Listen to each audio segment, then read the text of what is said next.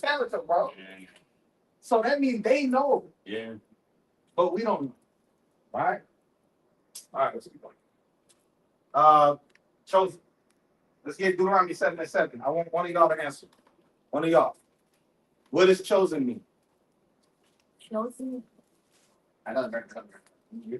Hold on. Let her answer for you. The chosen people is the Israel and all the. No, that's right. But what is the word chosen?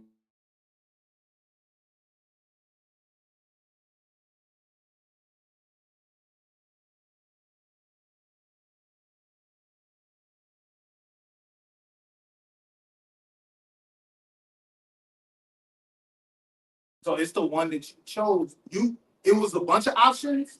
That's the one I got. Right? Out of the options. So let's get that real quick. What verse you have? Deuteronomy 7. Okay. It says, that's the one you wanted? Yeah, you can start at 6 and then read from 7. Okay, you just want me to read 7? No. I'll start. Yeah, the one you got to speak. For thou art an holy people unto the Lord thy God. The Lord thy God hath chosen thee to be a special people unto himself above all people that are upon the face of the earth. The Lord did not set his love upon you or choose you, because you were more in number than any people, for you were the fewest of all. Okay, the Most High did not choose you. This is a thing that I feel like Israelites break down improperly. All right. But it's not big enough for me to like cause commotion about. Yeah.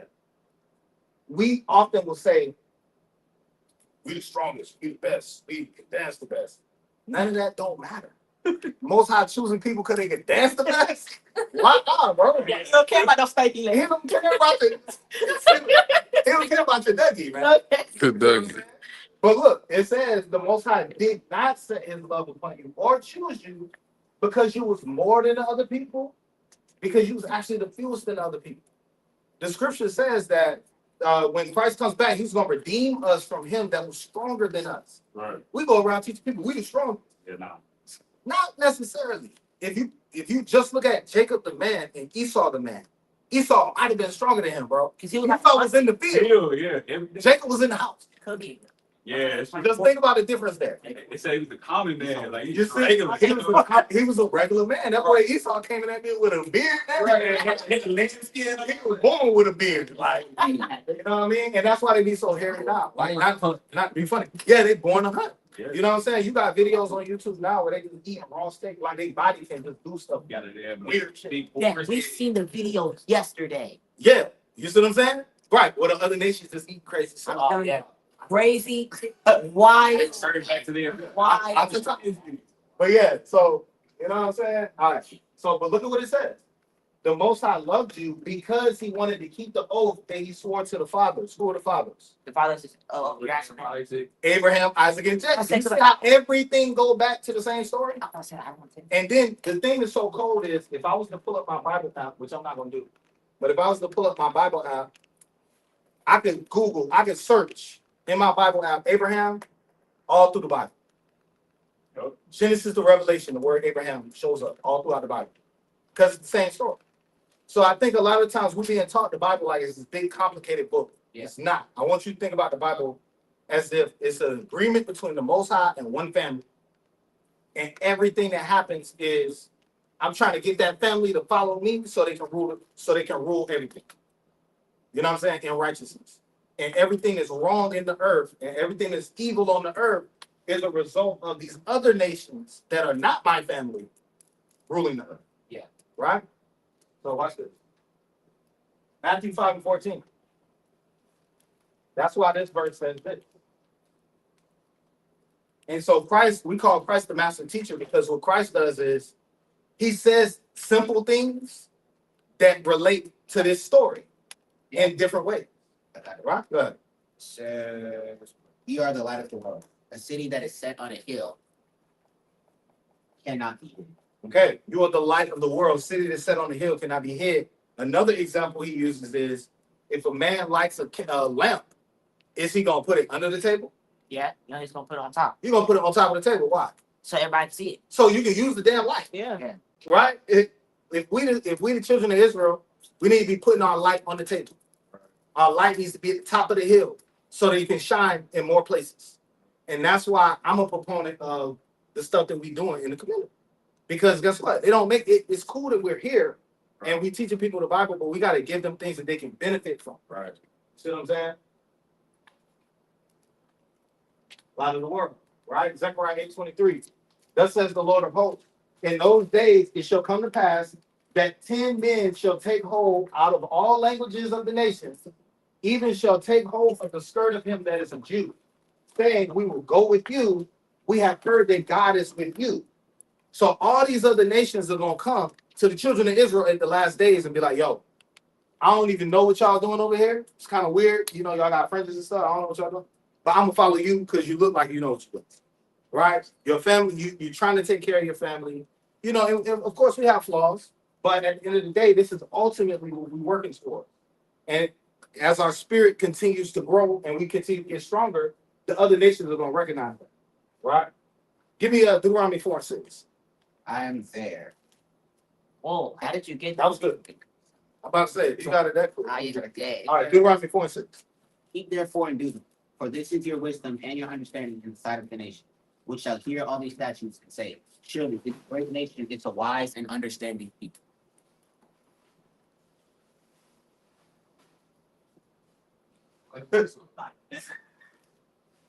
All right, so yes.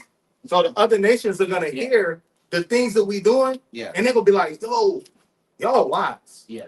Y'all smart. And I think the problem is not to talk too much about Israelite community, right? But that's all we know. That's what we in. The problem with us is we treat the commandments like a hammer that is breaking stuff instead of a hammer that's fixing stuff. Right? So we should be seeking to fix problems so that the other nations look at us and be like, hate them damn Israelites, but they fixing their community. You know what I'm saying? Like they doing whatever they doing is working. We gotta find a way to stop them.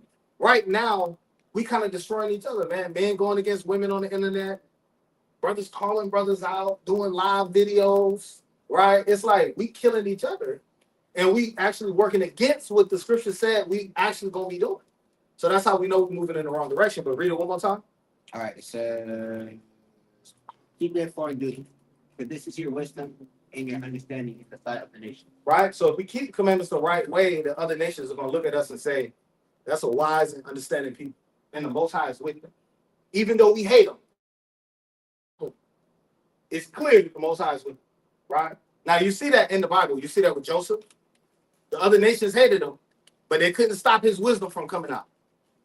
Daniel, they couldn't stop his wisdom from coming out. You see what I'm saying? You can look all through the Bible and see that. Hey, what's that? Hey, Joseph. Beach Steak, Yep. in the Bendigo, Yeah. and they was in the In the lines there. Yeah. Or the fiery furnace. fiery furnace. Straight up. Bro, why did she? I have to change it here. Yeah, you have to definitely help me out there. All right, let's go to Isaiah 60 and 12. Isaiah 16, 12. Yep, chapter 60, verse 12. I'm there. This is a verse that's spoken to the children of Israel from the Most High. Yep. Right? Go ahead. It says, for the nation and kingdom that will not serve thee shall perish. Yea, those nations shall be utterly wasted. Now, once again, another verse that I think we kind of use out of context sometimes. Yes, the other nations are going to be serving us. We are trying to rule the earth in righteousness, though. Right? So we're trying to rule the earth in righteousness. We trying to, all right, cool. There's some poor people over there. We're going to help them out. Oh, this right here is trash in the ocean. We're going to clean that up. Like, we are restoring the earth. That's the goal. So the nation that don't follow us in the pursuit of that, they're gonna be destroyed. We're not gonna be in the kingdom just worried about, oh, I'm gonna be whipping these Edomites. Why would you be thinking about that 24/7 when you in the kingdom? That don't even make no sense. It's not productive at all. And let me tell you why it don't make sense. Because the scripture says we will have no memory of the former thing. Yeah, but So I think that happens before. right. Right? That happens before that point. But once we in the kingdom ruling in righteousness, it's rulership without any opposition. Right. Yeah. You know what I'm saying? And we moving the earth of righteousness. Because he gonna take care of all that. Yeah, he gonna take care of it. You see what I'm saying? My thing is, you're not even gonna be in your right mind when the Most High puts His vengeance in you. That's You're not gonna be in your right mind. Like, I would love to think I'm tough, but let's be real. You're taking a baby and dashing this baby head against the stone on a regular Tuesday. Yeah, nah, That's what I'm saying. Nah, you not doing I think the Most High Spirit gonna overcome the children of Israel.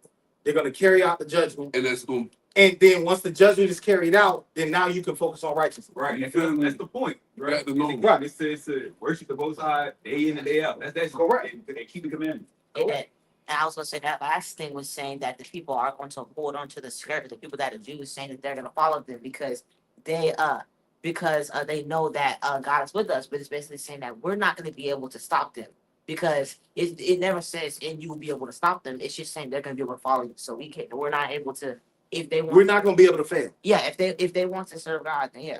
Correct. Because we're going to be like Mashiach Yahushua. Yeah. And he wasn't able to fail. Right? So we're going to be like that. We're not going to be able to fail. Now, watch this. Another element of our society is that we have political rulership. I'm going to make this make sense. We have political rulership and we have spiritual rulership. Political, meaning we have a king, right? We got all the people who work for the king. And then we got all the guards and we got all that stuff in our society. Then you also have a priest who is the head of your religious worship. But Hamashiach Yahushua is both, right? He's the king and the priest. Yeah. From the order of Melchizedek. And actually, the entire nation of Israel is supposed to be kings and priests. We're supposed to be both political and spiritual. Now, why is that important? Because I think we leave out the political part. And I don't mean political in the way the world means. Right. I mean it as in we building a nation. Right? We building a nation where you got your office, and I'm gonna let you run your office. I'm gonna run my office, and we're gonna come together and make this thing work smooth. Right. Right? If you look at the American government, right, and the brother can probably go in on this too. But if you look at the American government, they have set up a very specific set of rules for everybody. Right. Right? It's called the Constitution. And then you also have codes and jurisdiction or laws and legal things that go. Yeah. They govern, right, amendments and everything that govern what everybody can do. But so you got the president, he only has so much power. Then the Congress only got so much power. Then the Senate only got so much power. And they come together to form the government. Okay. Right? Then you got governors and mayors and all this stuff. Term limits, all that. The problem with Israelite community right now is that we don't have no type of structured community at all. It's just what every man wants to do. So you over there, you the leader of your camp, and then me, I'm the leader of my camp. I do what I want to do. You do what you want to do. We're not working together, Right. right? We need to have something that bands us together, so that we have a kingdom. Yeah. Right now, it's just a bunch of little tribes, Yeah. right? So anyway, so you got two sides of the coin. So let's get 1 Peter 2:9. I'm there. Go ahead. Says, we are a chosen generation, a royal priesthood, a holy nation, a peculiar people, that ye should show forth the praises of him who called you out of the darkness into his marvelous light. Okay, so this verse says that you are a royal, meaning kingly, priesthood, priest. Yeah. So you're a royal priest. Yeah. You're not only a priest, but you're a priest from a royal bloodline. Yeah. So you're a royalty and you're a priest. Yeah. So we got to be spiritual and political, right? And we got to use wisdom to know how to order things and get things done. A great example of that is what you see here today, right? So everybody pitched in a little bit to bring forth this, and then that's going to benefit other people outside of our congregation. Right. That's what happens when you have organization. So that's why leadership structure is so important. Some people will be like, well, you know, this man think he Moses. Ain't nobody got to follow him. It's like, you got to follow somebody. Yeah. Everybody got to follow somebody. And on top of that, how are you going to work towards something if you don't have one unified leader? We talk about this all the time. Me and Judah talk about this all the time. Yeah. If you got too many people making decisions, a lot of times it slows it down. Doesn't mean everybody wants to be there. Everybody, and they say too many Indians, too many chiefs, not enough Indians. Right? You got too many chiefs in there. Everybody voting. Everybody this. Yeah. You got But you know it, you ain't did that. Yeah, you got no foot soldiers. You see what I'm saying? So somebody got to be the Indian on the ground making stuff happen. All right. They stupid. So, all right. So, what is supersessionism or replacement theology? Right?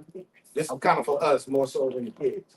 So, supersessionism is the idea that the covenant was taken from the children of Israel because of our disobedience and given to everybody. Yeah. All right, that's the actual theological word for it. It's called replacement theology or supersessionism. And this is the belief that, once again, if the children of Israel break the law, statutes, and commandments, the Most High is going to not deal with them no more and give that covenant over to everybody, the Gentiles. Right? Now, watch this. Let me get Jeremiah chapter 30. Hey, after we read it, I got a point to it. That's talking about. I'm there. You can go ahead because I got to find it. Hey, look, I'm there. what's crazy is though, like the curses of Deuteronomy, right, simply tells you what happens if you don't keep the commandments, you don't keep the covenant, right? Uh-huh. Nowhere in that entire line, the curse did it say, hey, I'm gonna take this covenant and give it to somebody else. Correct. It never said It never says that. It don't even say it's possible. that's what I'm saying. So it's like, yo, I feel like if it was possible, he would have said that in the curse, correct? Correct. Now, also think about this. The Most High made a promise. Oh yeah. So the Most High made a promise to a man who was on earth, to an actual person. That man passed away and is in the grave waiting on that promise to happen. And you mean to tell me the Most High not going to do that? After he After he told him he's going to do it, and then now that man's just sitting there waiting on that shit to happen. And it's like, hey, I changed my mind. You know what I'm saying? Like, hey, That's crazy. you ain't even doing that with your grandma. Like, if you told your grandma something like, yo, I promise you I'm going to do this. You really gonna keep that? And then please, God forbid, but if she passed, Yeah, you it's like, oh, hell no, I'm going 100 times. Like, I'm about to make sure this shit happens now.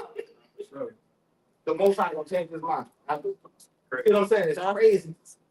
So, watch this. Let's get Jeremiah 31. What I said? 35. 35. Got it. It says, "Bless the name of the Lord." Everybody need this one too. I said 31. Jeremiah 31, verse 35. You ready? Yep. All right. It says, "Thus saith the Lord, which giveth the sun for light by day, and ordinances of the moon and of the stars for light by night, which divideth the sea when the waves thereof roar." Okay, stop. So why did he say that one? He's establishing, thus says the Most High who created the sun, moon, and the stars. Yeah. And when he set them up, he said, y'all gonna be doing this forever. That's the beginning part of that verse. Now read the next part of it. It says, "Which divideth the sea when the waves roar thereof. The Lord of hosts is his name. Okay, go ahead. If those ordinances depart from before me, saith the Lord, then the seed of Israel also shall cease from being a nation before me forever." You see that? So the Most High said, if the sun, moon, and stars ain't in the sky no more, and the seas stop being separate from the land, then the children of Israel won't be my people no more. People do never. Never mind. Right? Eliel say it all the time. Judah say it all the time. Like, we standing on earth. I can look up and see the sky. Right. We still the children of Israel. But you could tell that's what a lot of these other elites, whatever, they try to manipulate things like that. Yeah. Saying Yeah. the moon and the stars and Yeah, man, they really try to make it so really you try can't to see the sky. they make it try to Listen, they will come out one day and say, ain't no sun. Yeah. Ain't no moon. Because think about it, when we was kids, they was teaching us that it was 9 planets. Pluto was on it. Pluto was the last planet. Yeah. Now it ain't a planet. Now it's a Remember they moon. call them super Earths? You see what I'm saying? Now, They always say it, like one day they gonna come back and be like, nah, that's not the moon. That's that's they always talk about the ozone layer disappearing and all that. it's like, bro, y'all playing, bro. Y'all just saying stuff. It don't make sense. And then, so in the same breath, they'll teach you that if the earth was 1 inch closer to the sun, we would burn up. That don't make no sense. Have you ever heard that? No. I never You know why they don't make no sense? You know why they don't make no sense? Because they also say in the summertime, we're in orbit and we're farther away from the sun. Oh, in the summertime, we farther away to the sun. And in the wintertime, we farther away from the sun. How they say that 1 inch? No. That don't make no goddamn sense, bro. So That you gotta be careful with this science. that means that if you jump, you should burn up. Like Right, because you 1 inch back. Yeah, well, you have to be closer. You get closer to the sun. All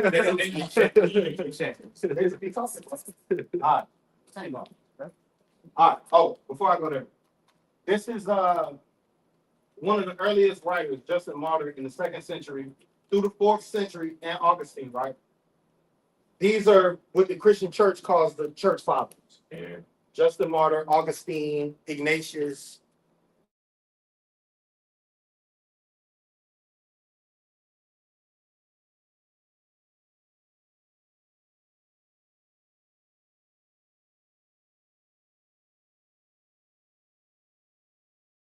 time of Justin Martyr and Augustine. So that means that after the Bible was written, after the New Testament was written, at least 2 centuries later, we start to see people say, oh, you know what? The Most High actually gave the covenant to Right. Gentiles. It's like, how you able to come 200 years later and do that? Right. And disregard the whole Bible. So once again, these are all screenshots from websites. I think this is on JBS studies or something like that.com. I don't even know what that is. But that comes from that website. Yeah. Right. So we have to confirm that Justin Martyr and Augustine actually taught that. But Yeah. as you can see on this website, they never taught that in the Bible. Right. They ain't teach that till later. Hey, we had that discussion when we were talking about the virgin birth, how like a lot of these translations are written like the 2nd and 3rd century. They basically went in and it was like, we're gonna take this out. Yeah. We're replacing with this where they make it seem as if Make it seem as if that's what it was. yeah. And then when you go back to do your research, you realize that, oh snap, that's not even the original. Right. It's the original over here that don't even have that word. Exactly. You know what I'm saying? That's great. All right. So by the beginning of the 4th century, and the 4th century is roughly the time of Constantine, right? So it's the 300s AD. By the beginning of the 4th century, the claims of Christianity to have superseded Judaism have become a commonplace of Christian apologetics. So now Christians who try to say replacement theology and try to say that the children of Israel don't matter no more, they're getting all their stuff from right there. So they're getting it from, like we just read, the 2nd century and forward. They're not getting it from the Bible. So it's just important to see that. That's not necessarily a note that the kids need, but that's something important to see because somebody might come back and say, you know, the covenant's for everybody now, or the promises are for everybody now. All right. And once again, that's by the beginning of the 4th century. All right. I read it. I read. Just give me Baruch 4 and 6. We're not gonna read all of them.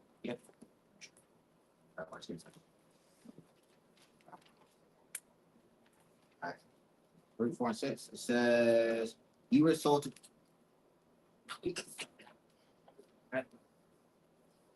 It says, "You were sold to the nations, not for your destruction, but because you moved God to wrath. You were delivered unto the end." Okay. So as you can see, once again, throughout the whole Bible, it's telling the same story. We were sold to our enemies just because we moved the Most High to wrath, not because he wanted to destroy or get rid of the children of Israel. Okay, so these are verses you can use to prove that. Romans 11, 1 through 5, Hosea 10, 1, 10 through 11, Jeremiah 31 and 16. All right. And then, of course, Revelation, we'll finish out with Revelation 21 and 12. All right, I read that one. I got it. What do you like to touch? I got it. Send me a message. Said Romans 11. 11 and 1 through 5. You read it. Yep, go ahead. I'm there. I will. Okay, you can read. You read the last one. Go ahead. All right. It said, and I had a wall great and high, and had 12 gates. The man said, I had a wall. It's good. Just go again. It's all good. Go All right. It says, and had a wall great and high, and had 12 gates, and at the gates 12 angels, and names written thereon, which are the names of the 12 tribes of the children of Israel. All right, I want you to go to the next book in the Bible.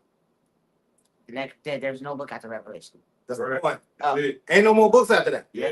So the last book of the Bible, That was control. almost the last chapter of the Bible, Yes. is going back to these same children of Israel that we saw in Genesis Yep. in the first pages of the Bible. Right?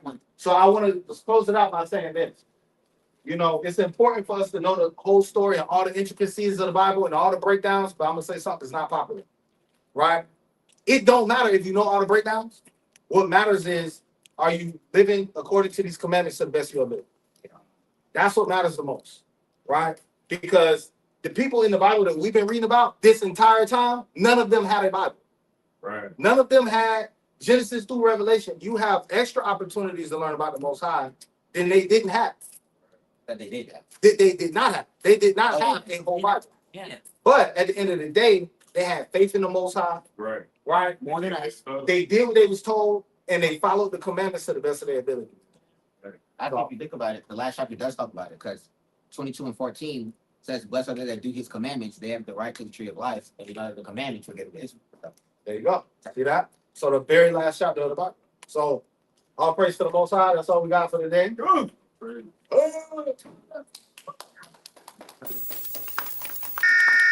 This is not a test.